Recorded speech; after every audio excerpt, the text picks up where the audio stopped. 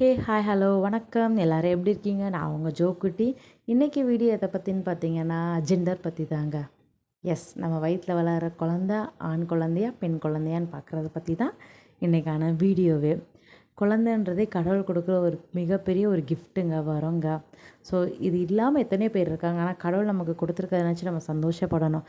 ஆனால் இருந்தாலும் கன்சீவ் ஆகிற லேடிஸ்க்கு பார்த்திங்கன்னா, நம்ம வயிற்றில் என்ன தான் குழந்தை இருக்குது, பையனா பொண்ணா, அது அழகாக சிகப்பாக இருக்குமா, முடி நீளமாக இருக்குமா, சுருட்ட முடியாக இருக்குமா அப்படின்னு சொல்லி ரொம்ப க்யூரியாசிட்டியாக இருப்பாங்கங்க.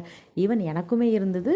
ஸோ அந்த டவுட்ஸை கிளியர் பண்ணாலும் நான் வந்துட்டேன். ஸோ நான் சொல்கிற சில டிப்ஸ், சில அறிகுறி இருந்ததுன்னா உங்களுக்கு கண்டிப்பாக பாய் பேபி தான் பிறக்கும், அப்படி இல்லைன்னா கேர்ள் பேபி தான் பிறக்கும். நீங்களே அசூம் பண்ணிக்கோங்க.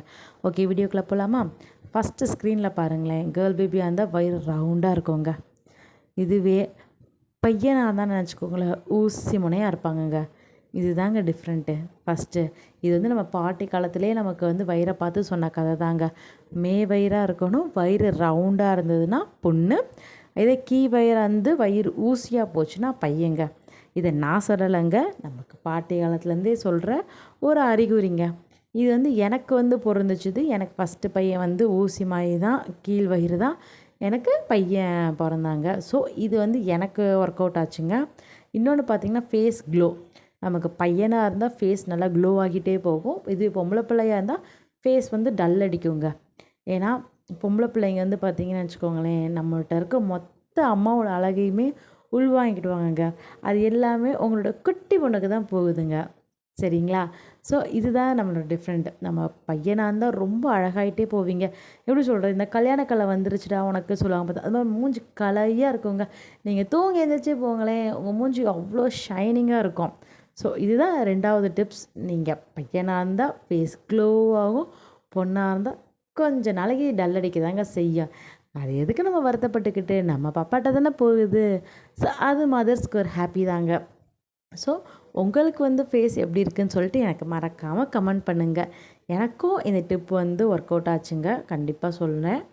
எனக்கும் ஃபேஸ் வந்து பார்த்திங்கன்னா கொஞ்சம் க்ளோவாச்சு. எனக்கு வந்து 5th மந்த் வரை வாமிட் இருந்ததால் அதுக்கப்புறம் எனக்கு கொஞ்சம் க்ளோவாக ஆரம்பிச்சிருச்சுங்க. நெக்ஸ்ட்டு பார்த்திங்கன்னா இந்த வயிறு தொப்புளில் இருக்க அந்த லைனுங்க. நம்ம அந்த லைனு தொப்புள் கீழேயே இருந்ததுன்னா பொம்பளை பிள்ளை, தொப்புளுக்கு மேலே இருந்ததுன்னா ஆம்பளை பையங்க. இந்த டிப் வந்து எனக்கு 2 பையன்களுக்குமே ஒர்க் அவுட் ஆச்சு. எனக்கு 2மே பையன்.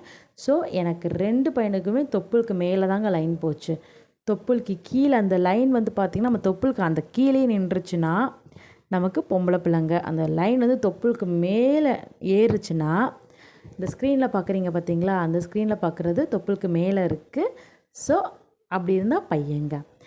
ஸோ நீங்கள் எதுக்கும் வருத்தப்படாதீங்க, ஃபீல் பண்ணாதீங்க. நான் சொல்கிற டிப்ஸ் வந்து நீங்கள் எதிர்பார்த்துக்கலாம், ஐயோ நம்ம பையன் பிறக்கணும்னு நினச்சோமே இப்படி சொல்கிறாங்களே அப்படிலாம் நீங்கள் ஃபீலே பண்ணாதீங்க. ஜாலியாக இருங்கங்க.